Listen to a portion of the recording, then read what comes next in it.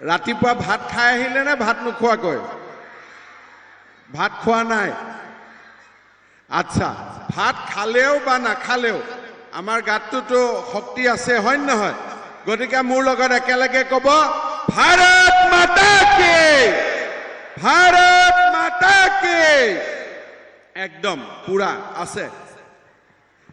মই প্ৰথমতে যেতিয়া কওঁ যে ভাৰত মাতা আমি জয় ক'ব লাগে, তেতিয়া মই গম পাওঁ যে আমি ইলেকশ্যনটো জিকিম নে হাৰিম। কিছুমানে বহুত লাহে লাহে কয়, তেতিয়া মই গম পাওঁ যে আৰু নহ'ব আৰু। কিন্তু ইয়াত এতিয়া ইমান উৎসাহ আছে, গতিকে সুশান্ত বৰগোহাঁই বহুত ভোটত জিকিব, তাত কোনো সন্দেহ নাই। আমি গমে পাই গৈছো, হয় নে নহয়? জিকিব নে নাই? জিকিব নহয়? খালি এটা মনত ৰাখিব, চিনখন হাত নহয় কিন্তু পদুমত দিব লাগিব, হয়নে? যোৱাবাৰ আমি কিছুমানে হাতত দিছো, কিছুমানে পদুমত দিছো। এতিয়া হাত পদুম চব এক জাগাত, অৰ্থাৎ পদুম ফুলত ভোট দিব লাগিব, হয়নে নহয়? দেউতাহঁত ভালে আছে? আজিৰ আমাৰ সভাত সভাপতিত্ব কৰা শিৱসাগৰ জিলা ভাৰতীয় জনতা পাৰ্টিৰ সভাপতি ময়ূৰ বৰগোহাঁই ডাঙৰীয়া, আমাৰ মাজত উপস্থিত মন্ত্ৰী যোগেন মহান ডাঙৰীয়া, ডক্টৰ ৰণোজ পেগু ডাঙৰীয়া, পীযুষ হাজৰিকা ডাঙৰীয়া, আমাৰ মাজত উপস্থিত অসম গণ পৰিষদ, গণশক্তি আদি দলৰ সন্মানীয় নেতৃবৃন্দ, থাওৰা সমষ্টিৰ প্ৰাক্তন বিধায়ক আৰু আমাৰ দলৰ নেতা কুশল দুৱৰী ডাঙৰীয়া, আৰু এইবাৰৰ আমাৰ নিৰ্বাচনত ভাৰতীয় জনতা পাৰ্টিৰ প্ৰাৰ্থী সুশান্ত বৰগোহাঁই ডাঙৰীয়া, উপস্থিত ৰাইজ, আই মাতৃসকল, যুৱক যুৱতী, বন্ধু বান্ধৱীসকল আৰু সন্মানৰ সুধীবৃন্দ, অসমত 5টা সমষ্টিত উপনিৰ্বাচন অনুষ্ঠিত হৈছে। 2টা সমষ্টিত দুৰ্ভাগ্যজনকভাৱে 2জন বিধায়কৰ মৃত্যু হৈছিলে, আৰু 3টা সমষ্টিত বিভিন্ন কাৰণত উপনিৰ্বাচন অনুষ্ঠিত হৈছে। উপনিৰ্বাচনত আমাৰ ফলাফল যিয়ে নহওক কিয়, অসমত চৰকাৰখন বিজেপি দলৰ আছে আৰু বিজেপি দলৰ থাকিব। নিৰ্বাচনৰ পিছত যেতিয়া ইলেকশ্যন হৈ গ'ল, আমাৰ চৰকাৰ শাসনলৈ আহিল, সুশান্ত বৰগোহাঁইৰ লগত মই বহুদিন একেলগে কংগ্ৰেছ কৰিছিলোঁ। ডলাৰ বগৰী বুলি ক'লে মোকো ক'ব পাৰে, এনেকৈ ময়ো মুখ্যমন্ত্ৰী হৈছোঁ, হয়নে নহয়? কংগ্ৰেছত ময়ো আছিলোঁ। কিন্তু এটা কথা আপোনালোকে জানিব, আমাক ভাৰতীয় জনতা পাৰ্টিয়ে শিকায় যে প্ৰথমত দেশ, তাৰ পিছত আমাৰ ৰাজ্যখন, তাৰ পিছতহে আমাৰ দল। এতিয়া কংগ্ৰেছত থাকিব পাৰে কোনোবাই, কিন্তু কংগ্ৰেছ দলৰ আজিৰ যি পৰিস্থিতি, সেই পৰিস্থিতিত সুশান্ত বৰগোহাঁই বিধায়ক হোৱাৰ পিছত থাওৰা সমষ্টিৰ কাৰণে কাম কৰাৰ সুবিধাখিনি ক'ত পালেহেঁতেন? যোৱা 5টা বছৰ কুশল দুৱৰী এটা পৰ্যায়লৈকে থাওৰাক লৈ গ'ল। সুশান্ত বৰগোহাঁই বিধায়ক আছিল, তেখেত মাজত বিধায়ক হ'ব পৰা নাছিল। মনত বহুত আশা আছিলে যে থাওৰাৰ উন্নতি হ'ব লাগে। ইলেকশ্যনৰ পিছত মই সুশান্তক ঘৰত মাতি সুধিছিলোঁ যে সুশান্ত, বিৰোধীত থাকি থাওৰাৰ কিমান কাম কৰিব পাৰিবি? বোলে দাদা, মোৰো মনটো বেয়া হৈ আছে, কংগ্ৰেছৰ চৰকাৰ আহিব বুলি বহুত প্ৰতিশ্ৰুতি দিলোঁ, এতিয়াতো একো কৰিব নোৱাৰিম।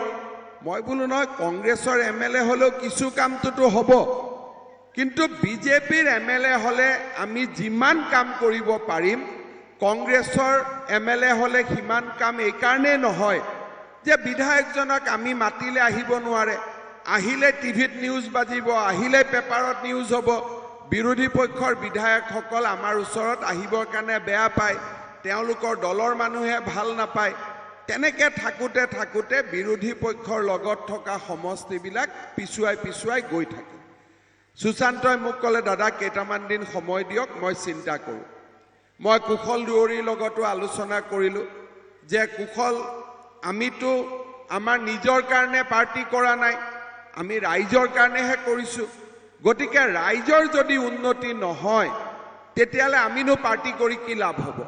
কুশল দুৱৰীয়েও ক'লে যে দাদা সুশান্তক লৈ আহক, আমি একেলগে মিলি কাম কৰিম যাতে থাওৰাৰ ৰাইজৰ উন্নতি হ'ব পাৰে।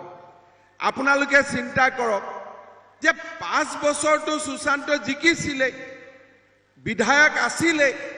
যদি আজি সুশান্ত ইয়াৰ পৰা পদত্যাগ কৰি বিজেপিত যোগদান কৰিছে, ব্যক্তিগতভাৱে কি লাভ হ'ব? বিধায়কটো বিধায়কে থাকিব। তেওঁৰ ব্যক্তিগত সুবিধাৰ কাৰণে যদি বিজেপিত যোগদান কৰিলেহেঁতেন তেতিয়াহ'লে বেলেগ কথা আছিল, কাৰণ এমএলএ আছিলেই।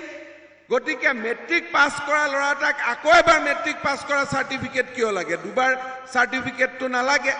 কিন্তু এইটো কাৰণে সিদ্ধান্তটো লোৱা হ'ল যে থাওৰা সমষ্টিটোক আমি আগুৱাই লৈ যাব লাগে।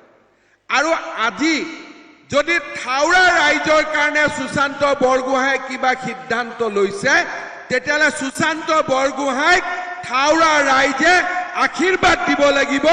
থাওৰা ৰাইজে সুশান্ত বৰগোহাঁইক মুক্ত কণ্ঠে সমৰ্থন কৰিব লাগিব। কাৰণ এই সিদ্ধান্ত ব্যক্তিগত লাভৰ বাবে নহয়, এই সিদ্ধান্ত যাতে থাওৰা সমষ্টিটোক আগুৱাই লৈ যাব পৰা হয়। আজি ইয়াত কংগ্ৰেছ আহিছে, কিবা নতুন পাৰ্টিবিলাকো আহিছে, আমি এইটো কৰিম, আমি সেইটো কৰিম। আৰে বাবা, যেতিয়া হিমন্ত বিশ্ব শৰ্মা, ৰণোজ পেগু, আমি গোটেইবোৰ মন্ত্ৰী হৈ আছোৱেই, আৰু আমাৰ লগত ৭৫খন চিট আছে। 5 বছৰ আমাক এতিয়া কোনে গুচাব? আমাক গুচালেহে তোমালোকে বাবা কাম কৰিব পাৰিবা, নিজে কেনেকৈ কাম কৰিব পাৰিবা? বোলে মই মাটিৰ পট্টা দিম। আৰে বাবা, তোমাৰ ঘৰৰ মাটিৰ পট্টাখনতো ময়ে গৈ দিব লাগিব, যোগেন মহানেহে গৈ দিব লাগিব, হয়নে নহয়? ৰেভিনিউ মিনিষ্টাৰ কোন? যোগেন মহানেহে। আজি ইয়াতে থাওৰাত কৈছে মই পট্টা দিম, কিবা দিম। আৰে বাবা, কমচে কম ইমানখিনিতো মানুহক বুজি পাব লাগে যে 4.5 বছৰ এইখন চৰকাৰ আছে। আজি ৰেভিনিউ মিনিষ্টাৰে মাটিৰ পট্টা নিদি মই কেনেকৈ মাটিৰ পট্টা দিম? এই সাধাৰণ কথাবিলাক যদি আমি বুজি নাপাওঁ, আৰু ইমান ডাঙৰ ৰাজনীতিক দল কৰিব খুজিলে আমি কেনেকৈ আগবাঢ়ি যাম? সেইকাৰণে ৰাইজ, আপোনালোকক মই এটা কথা ক'ম যে কোনোবাই যদি জননী জন্মভূমিৰ কাৰণে কিবা ত্যাগ কৰে, তেওঁক সদায় ৰাইজে আদৰণি জনাব লাগে, ৰাইজে আশীৰ্বাদ দিব লাগে। আৰু সুশান্ত বৰগোহাঁয়ে যিটো সিদ্ধান্ত ল'লে, নিজৰ কাৰণে সিদ্ধান্ত নহয়, থাওৰাৰ কাৰণে সিদ্ধান্ত ল'লে। আৰু সুশান্তৰ জেগাত যদি মই থাকিলোহেঁতেন, মই কিন্তু এইটো সিদ্ধান্ত ল'ব নোৱাৰিলোহেঁতেন। মোৰ ভয় লাগি থাকিলেহেঁতেন, কিজানি হাৰি যাওঁ, মই নোৱাৰিলোহেঁতেন। গতিকে সুশান্তই সাহসৰ কাম কৰিছে, আৰু সুশান্ত বৰগোহাঁইক আমি সকলোৱে ধন্যবাদ দিছোঁ, আশীৰ্বাদ দিছোঁ, যাতে এই কামত সুশান্ত বৰগোহাঁই সফল হ'ব পাৰে।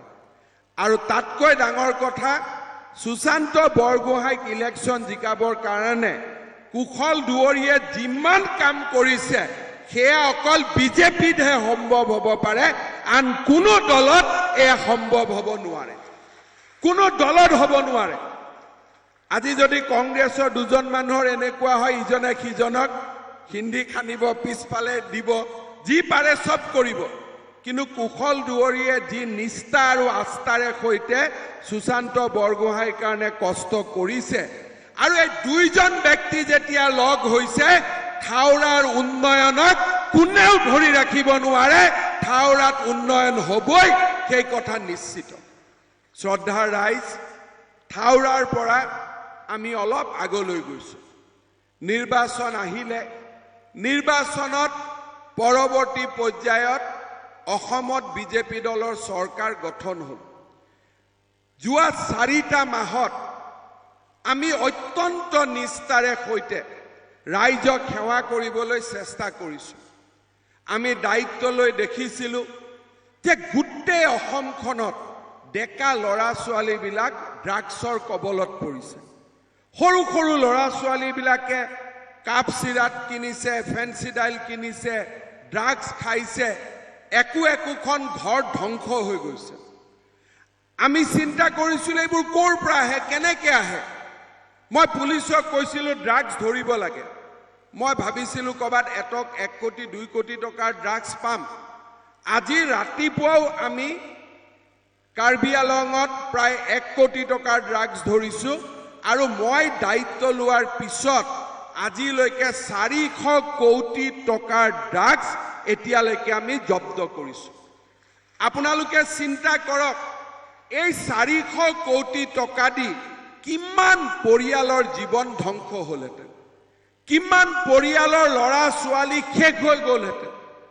আৰু যি ধৰণে অসমত ড্ৰাগছৰ বজাৰ আৰম্ভ হৈছিল কাৰ ঘৰৰ ল'ৰা কেনেকৈ ডাঙৰ হৈ পেলাই ড্ৰাগছৰ কবলত পৰিলেহেঁতেন কোনেও ধৰিব নোৱাৰিলে আজি আমি চেষ্টা কৰিছো অসমখনক ড্ৰাগছৰ পৰা মুক্ত কৰিবলৈ আজি অসমখনত এটাকৈ সৰু সৰু ছোৱালীক ধৰ্ষণ কৰা হৈছিল মই দায়িত্ব লৈ যেতিয়া দেখিছিলো যে ধুবুৰীত মৰিগাঁৱত নগাঁৱত সৰু সৰু ছোৱালীক কিছুমান দানৱ পাখণ্ডই ধৰ্ষণ কৰে আমি পুলিচক কৈছিলো যে যেতিয়ালৈকে অসমত বিজেপিৰ চৰকাৰ থাকিব মোৰ আই মাতৃৰ গাত মোৰ ছোৱালীৰ গাত কোনেও হাত তুলিব নোৱাৰিব তেনেকুৱা আমি ব্যৱস্থা কৰিব লাগিব আজি আপোনালোকে যোৱা 5টা মাহত দেখিছে আমি বিচৰা নাই কিন্তু সদায় ৰাতিপুৱা আপোনালোকে পেপাৰত দেখিব যে পুলিচে কি ধৰণে শাস্তিমূলক ব্যৱস্থা লৈছে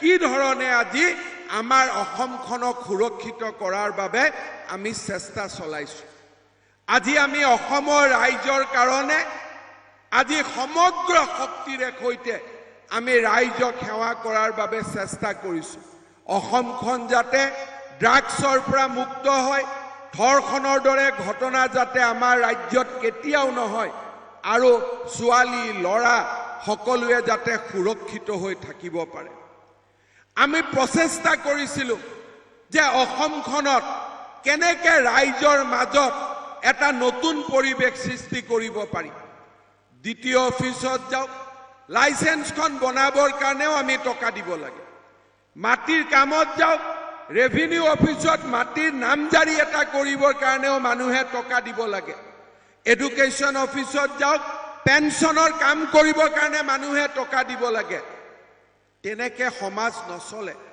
আমি চেষ্টা কৰিছিলো যে কেনেকৈ এই পৰিৱেশ আমি মুক্ত কৰিব পাৰো আজি আপোনালোকক মই গৌৰৱেৰে সৈতে ক'ব পাৰো যে মোৰ চৰকাৰৰ মাত্ৰ 5টা মাহ হৈছে এই 5টা মাহৰ ভিতৰতে দ্বিতীয় অফিচতে হওক মাটিৰ অফিচতে হওক দালাল নামৰ বস্তুটো আমি শূন্য কৰি দিছো এতিয়া আৰু কোনেও দালালি কৰিব সাহ নকৰে আমি কি কৰিছো আমি এতিয়া নতুন ধৰণৰ কিছুমান নিয়ম কৰিছো আমাক গাড়ী চলাবৰ কাৰণে লাইসেন্স লাগে দ্বিতীয় অফিচত যাব নালাগে ঘৰত কম্পিউটাৰটো খুলি লওক ঘৰত কম্পিউটাৰত আপুনি ঘৰতে বহি পৰীক্ষা দিয়ক যেনেকৈ ল'ৰা ছোৱালীয়ে অনলাইন পৰীক্ষা দি আছে এতিয়া লাৰ্নাৰ লাইসেন্স ল'বৰ কাৰণে আপুনি ঘৰতে বহি পৰীক্ষা দিয়ক আপোনাৰ ঘৰতে কম্পিউটাৰতে আপোনাৰ লাইসেন্সখন আহি যাব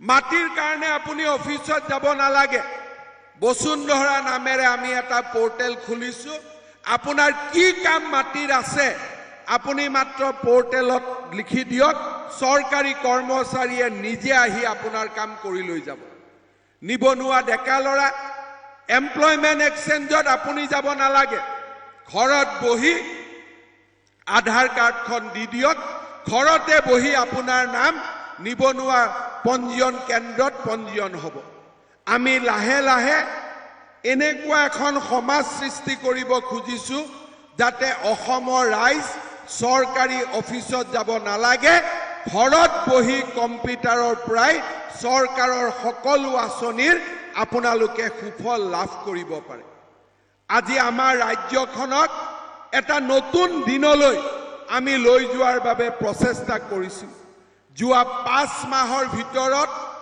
আজি দিনটোত 2 কোটি লোকক আমি প্ৰথম পালি কোভিডৰ ভ্যাকচিন দিছিলো দ্বিতীয় পালি ভ্যাকচিন দিয়াৰ কাম আৰম্ভ হৈছে কোভিডত মৃত্যু হোৱা প্ৰত্যেক গৰাকী বিধবা মাতৃৰ হাতত কিবা নহয় কিবা এটা আমি তুলি দিবলৈ সক্ষম হৈছিল কোভিডত মৃত্যু হোৱা প্ৰত্যেকটো পৰিয়ালক আমি আৰ্থিকভাৱে সহায় কৰাৰ চেষ্টা কৰিছো আজি আমাৰ চৰকাৰে বৃদ্ধ পেঞ্চন দিয়ে বিধবা পেঞ্চন দিয়ে অৰুণোদয় আঁচনি দিয়ে কেতিয়া দিয়ে কোন দিনা দিব আমি কোনেও নাজানো আমি ৰখি থাকো যে মাৰ্চ মাহত আহিব ফেব্ৰুৱাৰী মাহত আহিব জানুৱাৰী মাহত আহিব এতিয়া আমাৰ চৰকাৰ হোৱাৰ পিছত আমি কি কৰিছো যে প্ৰত্যেক মাহৰ 10 তাৰিখে মোৰ একাউণ্টত অৰুণোদয়ও আহি পায় বৃদ্ধ পেঞ্চনো আহি পায়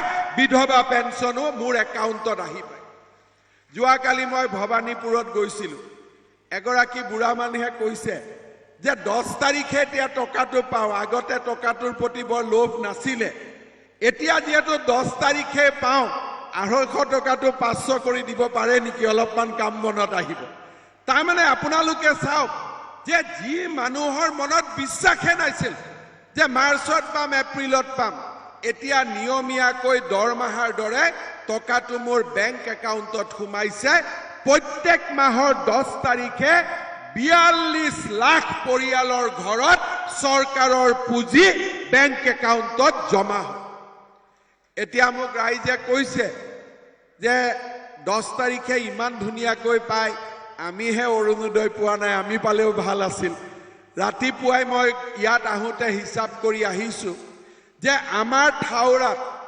15,000 পৰিয়ালক আমি আগতে অৰুণোদয় দিছো আৰু যদি 5-6 হাজাৰ পৰিয়ালক আমি অৰুণোদয় দিব পাৰো মোটামুটি প্ৰত্যেকটো পৰিয়ালৰ হাততে অৰুণোদয় থাকিব মই 3 মাহৰ ভিতৰত আৰু 6,000 পৰিয়ালক ঠাউৰা সমষ্টিত অৰুণোদয় আঁচনি দিয়াৰ ব্যৱস্থা কৰিম মোক কিছুমানে কয় যে আপুনিতো ইলেকশ্যনত কৈছিল যে মাইক্ৰ' ফাইনেন্সৰ লোন আমি ৰেহাই পাম তেতিয়া মই কৈছিলো ইলেকশ্যনত কৈছিলো কাৰণেতো কৰিব লাগিব কৈছে হ'বনে নাই মই হিমন্ত বিশ্ব শৰ্মাৰ মুখেদি যি কথা ওলাইতো হ'বই লাগিব নহলে মই মুখ্যমন্ত্ৰী হৈ থকাৰ কোনো অধিকাৰে নাই যদি মুখ্যমন্ত্ৰীয়ে কোৱা কথা নহয় তেতিয়া দেশত কি থাকিব মোৰ ব্যক্তিগতভাৱে একো নাই হিমন্ত বিশ্ব শৰ্মাই কথা ক'লে হ'বও পাৰে নহ'বও পাৰে কোনে খবৰ লৈছে কিন্তু ৰাজ্যৰ যদি মুখ্যমন্ত্ৰীজনে কোৱা কথাটো নহয়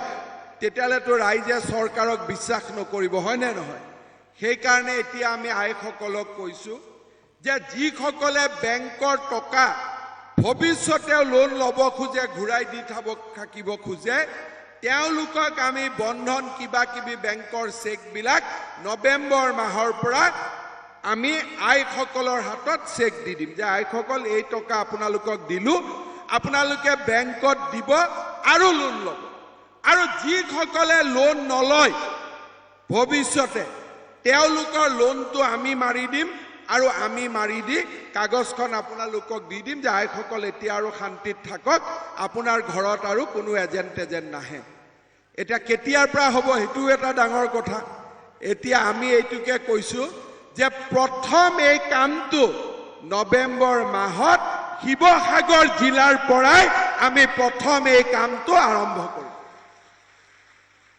খালি সিদিনাখন এনেকে নহ'ব সব আই মাতৃয়ে মোক পিঠা খাব লাগিব যে ইমান হয় নে নহয় ইমান ডাঙৰ কাম হৈ যাব গতিকে নৱেম্বৰ মাহৰ পৰা সেই কামো আৰম্ভ কৰিম আমি ইলেকশ্যনৰ সময়ত কি কৈছিলো যে 1 লাখ ল'ৰা ছোৱালীক আমি চৰকাৰী চাকৰি দিম ইতিমধ্যে বিভিন্ন বিভাগত নিযুক্তি খুলিছে আৰু আমাৰ চৰকাৰৰ এবছৰ হোৱাৰ আগতে 1 লাখ ল'ৰা ছোৱালীক চাকৰি দিয়াৰ যি মই সংকল্প লৈছিলো তাক পুৰা কৰাৰ বাবে আমি সকলো প্ৰকাৰৰ প্ৰচেষ্টা ইতিমধ্যে আৰম্ভ কৰিছো কোনেও 1 টকাও ঘোষ দিব নালাগে অসমত দালাল নামৰ বস্তুটো একেবাৰে পুলিয়ে পুঘালি আমি নোহোৱা কৰিম বিনা পইচাত সকলোৱে 1 লাখ ল'ৰা ছোৱালীয়ে চৰকাৰী চাকৰি পাব সেই প্ৰতিশ্ৰুতি মই আপোনালোকক দিব খুজিছো এতিয়া অৰুণোদয়ৰ কথা ক'লো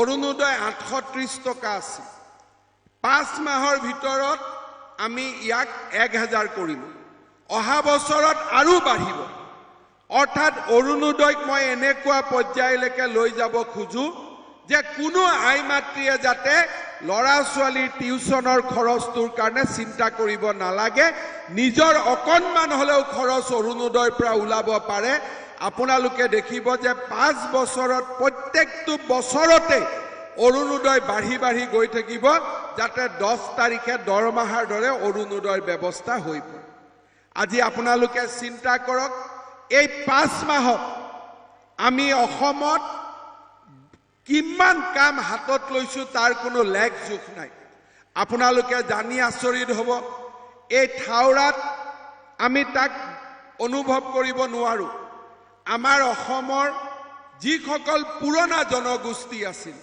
আহোম মৰাণ মটক চুতীয়া আপোনালোকে জানেনে যে এই জনগোষ্ঠীসমূহে হদিয়াত মাটিৰ অধিকাৰ নাপাইছিল জুনাইত তেওঁলোকে মাটিৰ অধিকাৰ নাপাইছিল ট্ৰাইবেল বেল্ট এণ্ড ব্লক হোৱা কাৰণে আমাৰ চৰকাৰ মাত্ৰ 5 মাহ হ'ল এই 5 মাহৰ ভিতৰতে আমি আইন সংশোধন কৰি হদিয়াৰ পৰা জুনাইলৈকে সকলো ট্ৰাইবেল বেল্ট এণ্ড ব্লকত আহোম মৰাণ চুতীয়া সকলো অসমৰ প্ৰাচীন জনগোষ্ঠীক আমি মাটিৰ অধিকাৰ ইতিমধ্যে দিলো কেইদিনমান আগতে হদিয়াত গৈ মই মাটিৰ কাগজ বিলাই থৈ আহিলো আজি ৭৫ বছৰে আমাৰ থলুৱা মানুহসকলেও মাটিৰ অধিকাৰ পোৱা নাছিল এতিয়া আমি চিন্তা কৰিছো যে আমাৰ থলুৱা মানুহক আমি একচনীয়া পট্টা যাৰ আছিল আপোনালোকে এতিয়া মেডি পট্টা কৰিব পাৰে কম্পিউটাৰৰ জৰিয়তে চৰকাৰক 1 টকাও দিব নালাগে কোনো প্ৰিমিয়ামে দিব নালাগে যাৰ হাতত এলটমেন্টৰ কাগজ আছিল তাক মেডি পট্টা কৰিব পাৰে 1 টকাও দিব নালাগে আৰু যিসকলৰ হাতত ভূমি নাই তেওঁলোকক প্ৰত্যেকজন খিলঞ্জীয়া ব্যক্তিক আমি যাতে পট্টা দিব পাৰো তাৰ কাৰণে আজি আমি দিনে নিশাই কষ্ট কৰিছো আমি যাতে সকলোকে নিজৰ অধিকাৰ আমি দিব পাৰো শ্ৰদ্ধা ৰাইজ ভাৰতীয় জনতা পাৰ্টিৰ চৰকাৰখনে এজিপি আৰু ইউপিপিএলক লগত লৈ গণশক্তিক লগত লৈ আমি অসমখনৰ চাৰিওফালে এটা নতুন পৰিবেশ আমি সৃষ্টি কৰিব খুজিছো যোৱা 5টা মাহত আমি 5খনকৈ নতুন মেডিকেল কলেজৰ কাম আৰম্ভ কৰিছো আজি ৰাতিপুৱা মই পীযুষ হাজৰিকাক কৈছো যে এতিয়া মাত্ৰ আমাৰ শিৱসাগৰ জিলাতে মেডিকেল বাকি থাকিল বাকি সবত মেডিকেল হৈ গল মই ৰাতিপুৱাই পীযুষক কৈছো যে সুশান্ত আৰু কুশল দুৱৰী খুধি লবি শিৱসাগৰৰ মেডিকেল কলেজখন আমি থাউৰা সমষ্টিৰে কোনোবা ভাল জায়গা এটাত পাতি দিম থাউৰাতে আমি শিৱসাগৰৰ মেডিকেল কলেজখন কৰিম খালি হাইৱেৰ অলপ কাষত হ'ব লাগে মাটিটো যাতে সকলো সমষ্টিৰ ৰাইজ তাৰ পৰা উপকৃত হয় অৰ্থাৎ 5 মাহত আমি এই গোটেই কামবিলাক আজি আগুৱাই লৈ গৈ আছো ৰাইজে আশীৰ্বাদ কৰিব আৰু আপোনালোকে দেখিব যে অসমৰ লগতে চাওঁতে চাওঁতে থাউৰা সমষ্টিৰ উন্নয়নে এক নতুন দিগন্ত পাবগৈ তাত মোৰ কোনো সন্দেহ নাই নিৰ্বাচনৰ সময়ত যিমানবিলাক আমি প্ৰতিশ্ৰুতি দিছিলো প্ৰত্যেকটো প্ৰতিশ্ৰুতি বিনামূলীয়া চাউলৰ পৰা মাটিৰ পট্টাৰ পৰা অৰুণোদয়ৰ পৰা মাইক্ৰ ফাইনেন্স লোনৰ পৰা 1 লাখ ল'ৰা ছোৱালীক চাকৰিলৈকে প্ৰত্যেকটো প্ৰতিশ্ৰুতি আমি পালন কৰিম আৰু সেই কথাত কাৰো মনত সন্দেহ থাকিব নালাগে কাৰণ মই নিজে বিশ্বাস কৰো যে মুখ্যমন্ত্ৰীয়ে কোৱা কথা মন্ত্ৰীসকলে কোৱা কথা হ'ব লাগে নহলে ৰাইজৰ গণতন্ত্ৰৰ ওপৰত আস্থা নোহোৱা হৈ যাব শ্ৰদ্ধা ৰাইজ মই যেতিয়া আপোনালোকৰ গাঁৱলৈ আহিলো মোক কুশল দুৱৰী আৰু সুশান্ত বৰগোহাঁই কৈছে যে আমাৰ ইয়াতে এই দিচাং নদীৰ ওপৰত আমাক 2খন দলং লাগে নংলামাৰা আৰু লাঠমণি এই 2খন দলং 3 মাহৰ ভিতৰত এই 2খন দলঙৰ কাম আমি আৰম্ভ কৰি দিম নংলামাৰাটো হ'ব লাঠমণিটো হ'ব 2খন দলং 3 মাহৰ ভিতৰত আমি কাম আৰম্ভ কৰিম। ইয়াতে মোক ৰাস্তাৰ ক্ষেত্ৰত কৈছে যে পাটহাকু তিনিআলিৰ পৰা নেমুগুৰি হৈ থামুন তিনিআলিৰ ৰাস্তাটো নিৰ্মাণ কৰিব লাগে আৰু থামুন তিনিআলিৰ পৰা হাৰিপৰা আলি হৈ ডিমৌ চাৰিআলিলৈ ৰাস্তাটো নিৰ্মাণ কৰিব লাগে।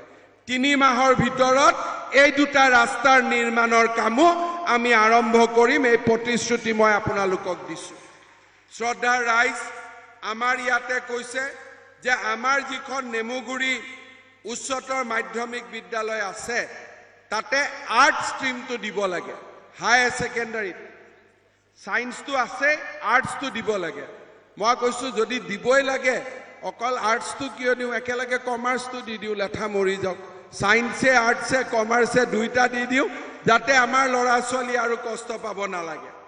আমাৰ ইয়াতে নেমুগুৰিত যিখন মিনি PHC আছে, এতিয়াতো থাওৰাত মেডিকেল হৈ যাব, বহুত বেছি PHC CHC দৰকাৰ নহ'বই, কিন্তু তথাপিতো নেমুগুৰি PHC খনৰ উন্নতিকৰণ আৰু আমাৰ ইয়াতে বান নিয়ন্ত্ৰণ মন্ত্ৰী আছে, দিৰৈ মথাউৰিটো আমি সম্পূৰ্ণকৈ ধুনীয়াকৈ আমি নিৰ্মাণ কৰি দিম যাতে ৰাইজে কোনো কষ্ট খাব নালাগে। শ্ৰদ্ধাৰ ৰাইজ, আমাৰ ইয়াতে যি বৰদেউধাই দেওখাল আছে, ইয়াক আমি পৰ্যটকৰ এটা আকৰ্ষণৰ কেন্দ্ৰবিন্দুলৈকে আমি ৰূপান্তৰ কৰিব পাৰোঁ আৰু তাৰ বাবে মই বৰদেউধাই দেওখালত 1 কোটি টকা আজিৰ দিনটোতে ঘোষণা কৰিছোঁ যাতে সেই পুঁজিৰ জৰিয়তে শালখনৰ অৱস্থা আমি উন্নত কৰিব পাৰোঁ। আমি যেতিয়া ইয়াতে বাখৰ বেঙেনাত আহিছোঁ, আমি সকলোৱে জানো যে গছডালৰ কথা কিমান 100 বছৰ পুৰণা আমি একো নাজানো, কিন্তু কোনোবাই কৈছে 400 বছৰ 300 বছৰ। মানুহে ইমান দিন জীয়াই নাথাকে, ইমান ধুনীয়াকৈ গছডাল জীয়াই আছে। ইয়াক আমি নিশ্চয় এটা পৰ্যটনৰ আকৰ্ষণৰ বিন্দুলৈ গঢ়ি তুলিব লাগিব। পৰ্যটকসকল যাতে আহি চাব পাৰে গছডাল ধুনীয়াকৈ আৰু তাৰ বিষয়ে যাতে গৱেষণা কৰিব পাৰে, তাৰ বাবে তাৰ কাষতে মই 50 লাখ টকা আপোনালোকক দি দিম যাতে ধুনীয়াকৈ এই গোটেই ব্যৱস্থাটোক আমি নিৰ্মাণ কৰি ল'ব পাৰোঁ। শ্ৰদ্ধাৰ ৰাইজ, আজি আমাৰ এই সমস্যাবিলাক যিমানখিনি মই কৈছোঁ এইখিনিতো মইহে কৰিম, সুশান্ত আৰু কুশল দুৱৰীয়ে কিমান কৰিব তাৰতো কোনো হিচাপ নাই, এইখিনিতো মোৰ দায়িত্বত মই ল'লোঁ। কিন্তু 5 বছৰ যেতিয়া বিজেপিৰ MLA হ'ব, সুশান্ত বৰগোহাঁই আৰু কুশল দুৱৰীৰ নেতৃত্বত থাওৰাই নতুন জীৱন পাব, নতুন প্ৰাণ পাব, তাক মই আপোনালোকক ক'ব পাৰোঁ আৰু সেইখিনি বিশ্বাস লৈয়ে মই আপোনালোকৰ ওচৰত থিয় হৈছোঁ। ইয়াতে আমাৰ হাৰিখৰা ঘাটৰ হায়াৰ ছেকেণ্ডেৰী স্কুলখনৰো সমস্যা আছে। মই শিক্ষামন্ত্ৰী ৰণোজ পেগু ডাঙৰীয়াক ক'ম যে যেনেকৈ পাৰে স্কুলখনৰ সমস্যাটো সমাধান কৰি দিব লাগে যাতে তাতো হায়াৰ ছেকেণ্ডেৰী ছেকশ্যনটো আমাৰ নিয়মীয়াকৰণ হ'ব পাৰে। শ্ৰদ্ধাৰ ৰাইজ, বহুত দীঘলীয়াকৈ মই নকওঁ কাৰণ আপোনালোকে সকলোকে দেখি মই ইতিমধ্যে গম পাইছোঁ যে আপোনালোকে বিজেপিক ভোট দিব, পদুম ফুলত ভোট দিব। মই মাত্ৰ এটা প্ৰতিশ্ৰুতি দিম, কংগ্ৰেছৰ লগত আমাৰ এইটোৱে পাৰ্থক্য যে বিজেপিয়ে যি কয় তাক বিজেপিয়ে কৰিব। আপোনালোকক মই প্ৰতিশ্ৰুতি দিছোঁ যে আপোনালোকৰ প্ৰত্যেকটো ভোটৰ মূল্য উন্নয়ন আৰু বিকাশৰ জৰিয়তে মই আপোনালোকক উভতাই দিম, সেই প্ৰতিশ্ৰুতি মই আপোনালোকক দিছোঁ। আৰু যিসকল কংগ্ৰেছে কয় যে বিশ্বাসঘাতকতা কৰিছে, কংগ্ৰেছেতো গোটেই দেশখনকে বিশ্বাসঘাতকতা কৰি থৈ গ'ল, নহ'লে গৰু খুটিত আজি আমি এভিকশ্যন কৰিব লাগে নেকি? এই গোটেই পোলা পোঘানি এনেকৈ মাৰি থৈ গ'ল যে আজি আপোনালোকে দেখিছে যে গোটেই সন্দেহযুক্ত নাগৰিকেৰে আমাৰ নামনি আৰু মধ্য অসমখন ভৰি গ'ল। আজি গৰু খুটিত উচ্ছেদৰ জৰিয়তে আমি তেওঁলোকলৈকে এটা বাৰ্তা পঠাইছোঁ যে অসমখন এতিয়া আৰু চৰণীয়া পথাৰ নহয়, অসমখনত আমাৰ এই মাটি আৰু আমাৰ জাতিৰ ওপৰত আৰু কোনেও ৰঙা চকু দেখুৱাব নোৱাৰে, সেই দিন উকলি গ'ল আৰু সেই দিন আমি কেতিয়াও সহ্য নকৰোঁ। কংগ্ৰেছৰ বিশ্বাসঘাতকতাৰ ওপৰত বহুত ক'বলগীয়া আছে।